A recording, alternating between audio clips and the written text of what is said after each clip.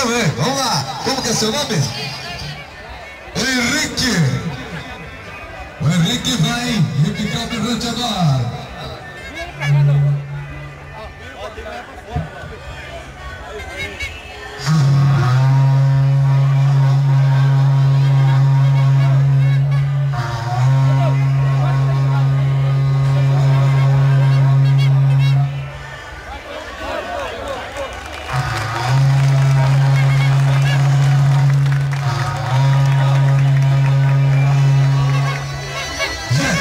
Deixa eu fazer um comentário aqui.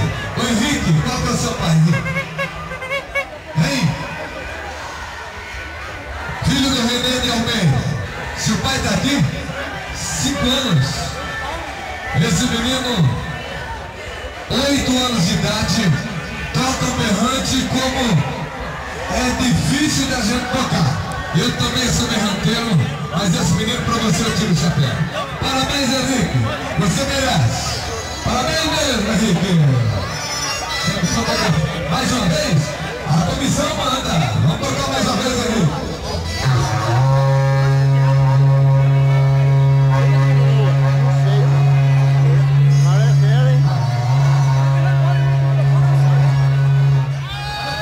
Eu queria pedir, calma aí, não sai daqui ainda.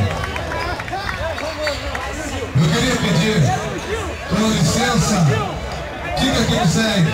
Jair? Isaías. Eu queria pedir a vocês licença para só relembrarmos. Fica aqui berranteiro, não vai embora ainda não. Para só relembrarmos do menino da comissão de festa que o ano passado esteve presente. E este ano está morando com Deus, que é o Carlinhos. Carlinhos Tropeiro. Vamos fazer um toque de berrante agora para o Carlinhos Tropeiro. Mais um toque de berrante para o menino saudoso Carlinhos Tropeiro, um dos maiores meninos, nosso companheiro. Vamos lá!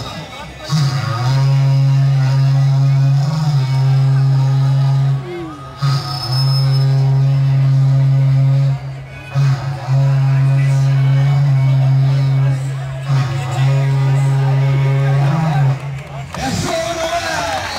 Cadê as palmas pra ele? É roubando e é bugiozinho.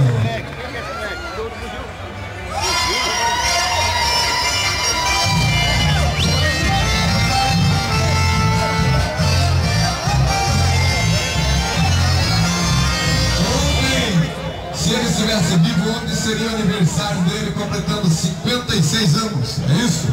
55 anos de idade. Portanto, fizemos uma homenagem pela passagem do aniversário desse menino, que foi um baluarte, juntamente com a comissão do Peão Boiadeiro da festa de Itaguaí. Aí com Deus, Carlinhos